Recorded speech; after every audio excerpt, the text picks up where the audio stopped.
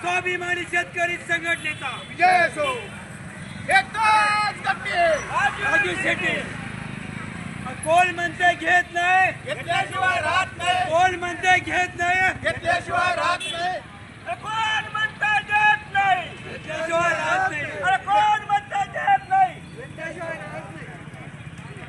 21/2/2022 साली महाराष्ट्र सरकारनं एक शासन निर्णय केलेला होता आणि त्या शासन निर्णयानुसार ऊस उत्पादक शेतकऱ्यांना दिली जाणारी जी FRP आहे त्या FRP पैकी केवळ जी बेसिक FRP आहे 10.25 वर निघणारी तेवढीच FRP द्यायची आणि त्यातून तोडणी वाहतूक वजा करता पहिला ॲडव्हान्स द्यायचा आणि उर्वरित रक्कम ही सीझन संपल्यानंतर त्या कारखान्याची रिकव्हरी किती लागते त्याचा हिशेब करून 2 टप्प्यामध्ये द्यायचा अशा प्रकारचा तो शासन निर्णय होता.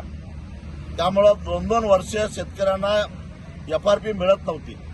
साखर कारखाने या शासन निर्णयाचा गैरफायदा घेत होते.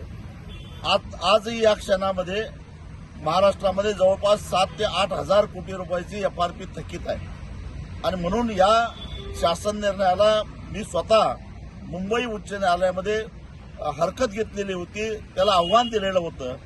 जवळजवळ 3 वर्ष त्याच्यावर सुनावणी होत नव्हती. अखेर मला सुप्रीम कोर्टाकडे तक्रार करावी लागली आणि त्यानंतर गेल्या महिन्याभरामध्ये सातत्यानं अनेक सुनावण्या झाल्या आणि आज शेतकऱ्यांचा विजय झालेला आहे.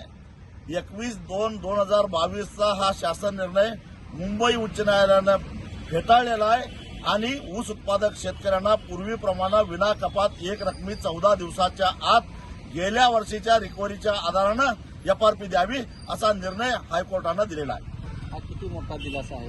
हा फार मोठा दिलासा. गेल्या अनेक वर्षापासून ही पद्धत महाराष्ट्रामध्ये चालू होती पण मध्येच उद्धव ठाकरे यांच्या नेतृत्वाखालचं महाविकास आघाडीचं सरकार असताना याच्यामध्ये बदल केला गेला आणि तुकड्या तुकड्यानं शेतकऱ्याला FRP द्यायचा अशा प्रकारचा हा बदल होता. कारखानदारांच्या दबावाला बळी पडून महाराष्ट्र सरकारनं हा निर्णय घेतलेला होता. परंतु पुन्हा एकदा न्यायालयामध्ये जाऊन आम्ही या सगळ्या साखर कारखानदारांना 4 मुंड्या चित केलेला आहे.